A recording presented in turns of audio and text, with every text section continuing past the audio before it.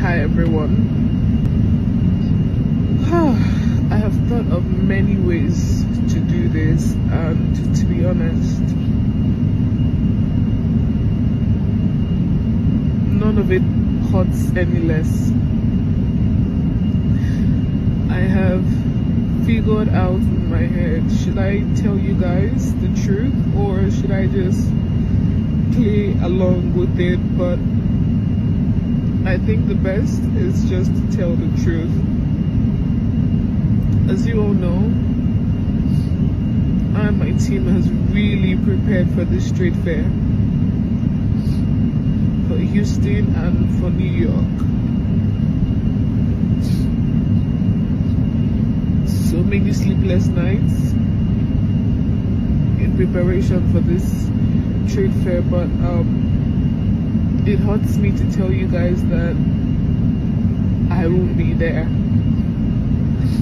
because currently I am on my way back to Nigeria.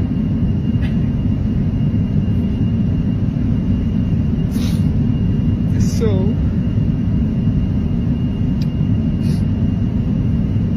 I'm not one, right, to come out on social media and start to cry or talk about all my hurts as a business person, but this one hurts so bad. It hurts so bad. So apparently I was denied entrance into the US, and that's because my visa was a B1, B2 visa, which is tourism/business meetings, right? So when I landed, I was detained for like 24 hours in their detention room, and when I was questioned, I told them that I was just only going to exhibit, but I didn't know any better because the US has all your data, your Instagram page, every single thing. So apparently my Instagram obviously says different, because they even checked all my messages with my customers. You know, the customers have been telling that we're coming and they can pick up, and you know, all of that. Long story short, this is actually for my US ladies. God knows I tried. I really wanted you guys to see the face behind this brand. You know, the face that puts in all the work. I wanted you guys to not only experience my product, but experience the person behind the product. At this point, I'm not even thinking about all the money's lost, because I mean, I see it like it's part of life. So what you guys will do for me is just support me in any way you can. If you get to the fair, I have someone that will stand in for me. Just support me as much as you can. I'd really appreciate it. And you guys, I'll be fine. Honestly, I will be fine. I've come to terms with the fact that me also, I've talked big time. Because I mean, this is the US. I could have just told them the truth, even if it means them seizing all my goods, like the goods I came with. But I've told myself this is not the time to start regretting. I've been on the flight for almost 12 hours now, and a lot of thoughts on my head. But I know that this is one of the ways the devil will come and, you know, make me doubt a lot of things. But I know that God is aware, and I've also learned my lessons. And one thing I know is that His plans for me is of good and not of evil. So I trust Him. even though it hurts. I trust him. I don't want to make this video too long, guys, but I love you guys. Okay, bye. It's the policy of the United States that, among other things, whatever you put out on your social media is something that can be examined as part of the visa process. And what we're looking for is anything on there that might indicate that you are eligible or not eligible for a visa to enter the United States. As I said, every case is very much different. There might be cases where that might take place.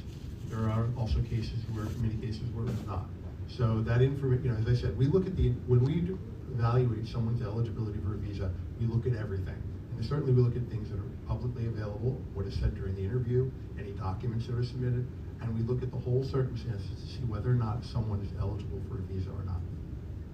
We're really glad that you came out with us today, because we are trying to do a little bit more with new media, and it's really important to help get the story out, because we realize that people hear it on the radio, read it in the newspapers. Y'all gotta listen to Trump sometimes, because that shit was spiritual. Now, some folk, I just watched this clip. Let me tell y'all, let me back it up, because y'all know I can run forward when I really need to catch y'all up to what the hell I'm running for.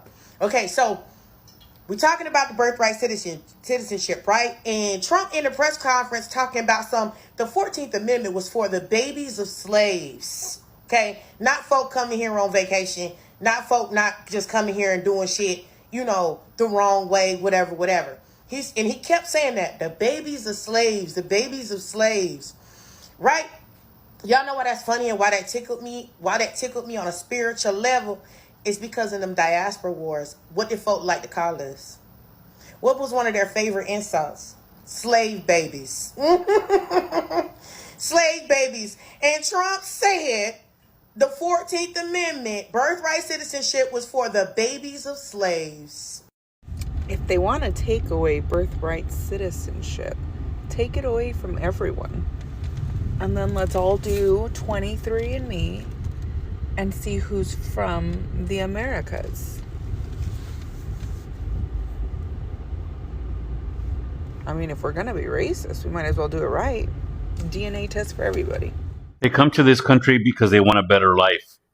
And they also send money back by the billions. Just Mexico alone, 60 plus billion gets sent there every year. And now we're seeing the results. People are self-deporting in record numbers, only to go back to their countries to find out that the homes that they thought that they were sending money from were not built. That people built their own homes, like mothers, fathers, aunts, uncles, wives. All the money is spent, and there's nowhere for these people who are going back to lay their head.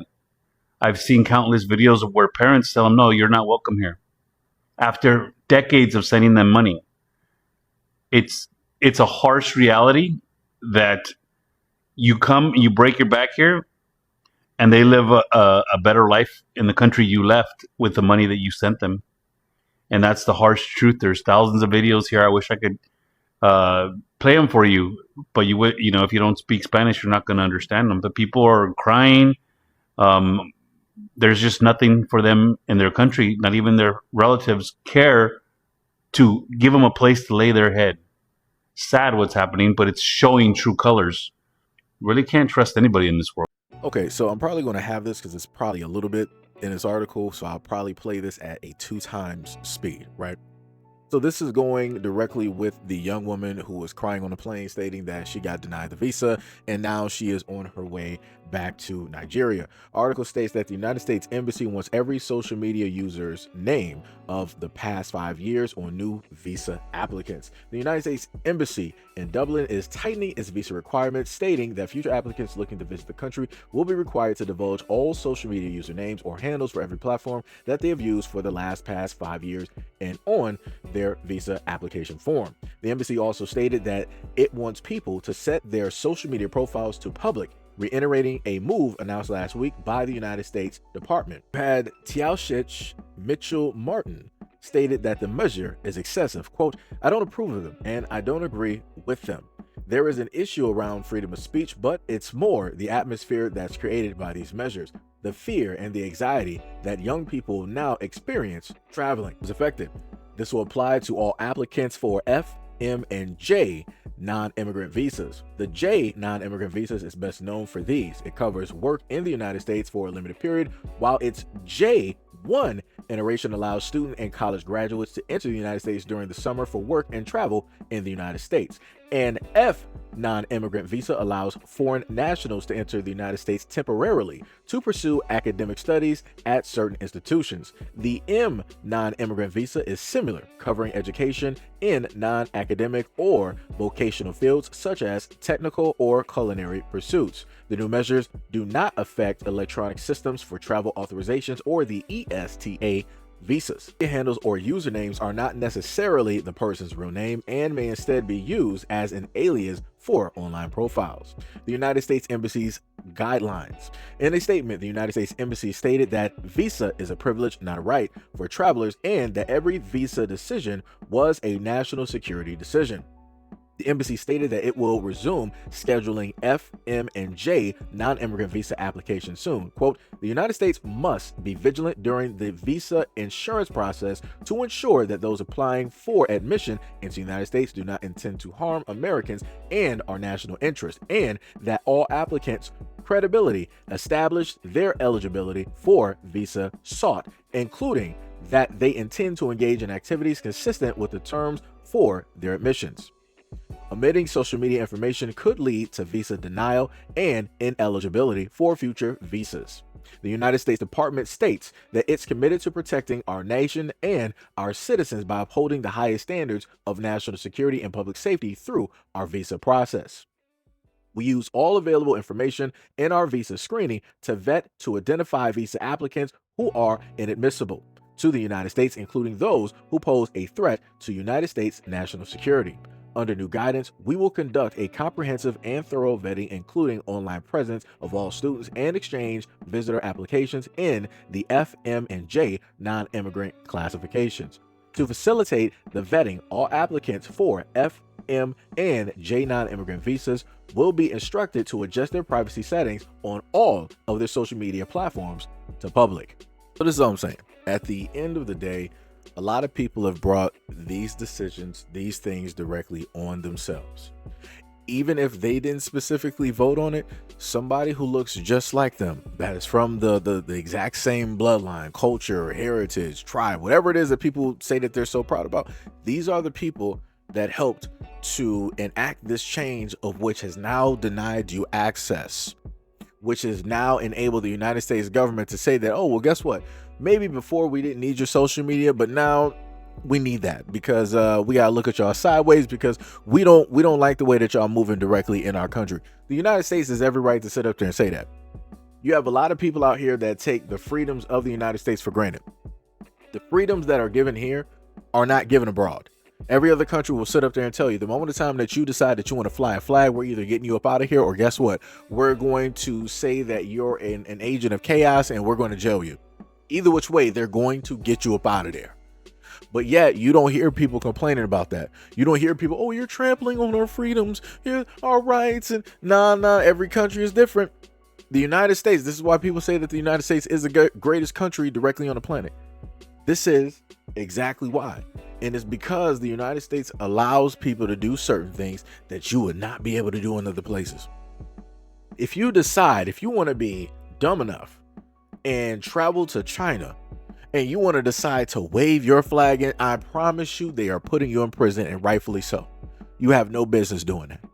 You are being vastly disrespectful to all of the Chinese government and the peoples of China by doing that.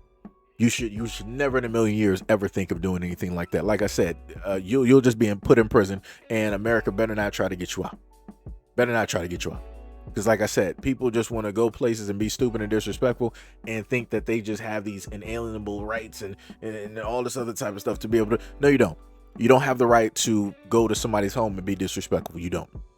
If you go to China, be respectful of China. Don't be waving the flag. If you're going to wave a flag, you better be waving that Chinese flag.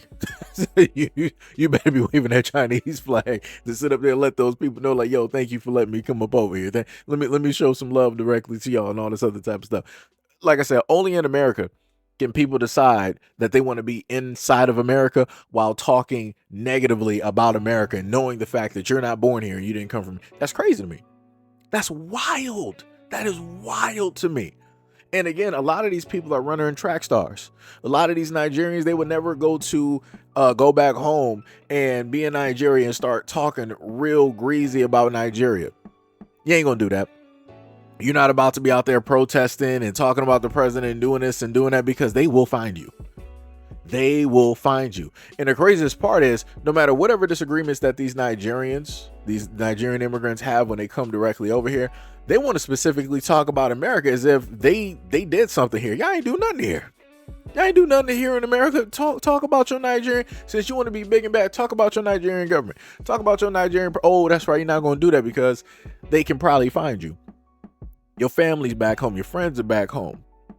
So you don't want to do that because that may now jeopardize your family, your friends, or whatnot, or whatever, because of what it is that you are saying, right? But again, these are the same people who have come over here countless times. I'm just using them for an example, but you have other Africans and many others that have come directly over to the United States and that wanted to say this, that, and the third, and how Black Americans, we don't got no motion. We don't make waves out here. We don't got no type of movement and all this other type of stuff.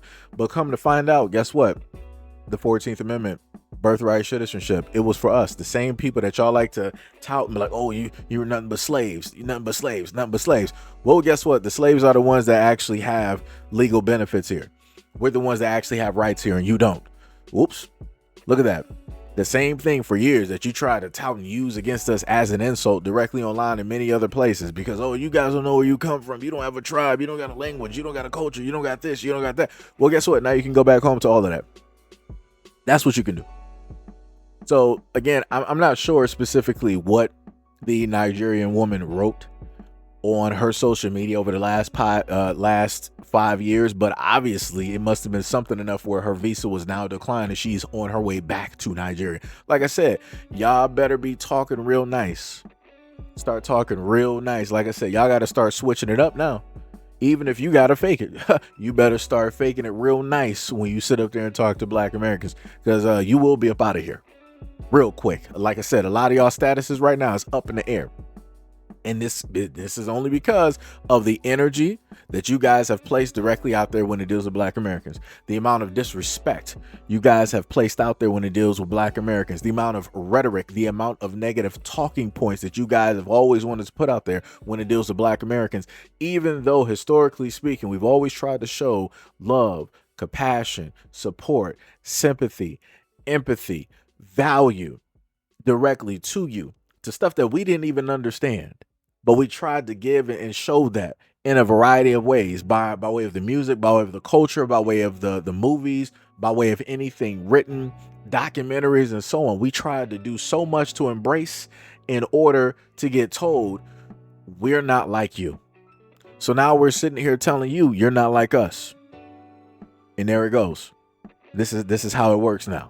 And I'm tired of seeing people try to write in the comment section and tell me that, oh, we're all, we need to stop this divisive talk. We're all the same people. I'm not trying to do that kumbaya stuff now. It's crazy how when Black Americans have stated that we're all for the kumbaya, everybody else was up there like, nah, miss us with that. And now when everybody is having their problems and Black Americans are like, we're not for that kumbaya, people want to make it seem like we're racist, xenophobic, and we're problematic, and we're not. We're simply giving y'all the exact same energy that y'all been sitting up there giving us over the years, no matter how much we have tried to communicate, build a bridge, give an olive branch, do all of these multitudes of things to show that, we got some type of kinship, we got some type of bond and all this other. Y'all didn't care. Y'all didn't want to listen. Y'all thought that you were better than us. And now it is shown who is actually here, who is established, who is actually better. And now y'all don't like it. Now y'all don't like it. That's crazy. That's diabolical. But it is what it is. Y'all were going to learn one day. And y'all ain't done learning. Because as I told people before, when it falls, everything has to fall. And everybody's going to feel it. So, like I said, this ain't even the beginning. This is the air around the iceberg. We're not even touching the water yet. Anyways, let me know what you guys think about this video and everything. Now listen in the comment description below. And as always, peace, love, and stay tuned for the next video.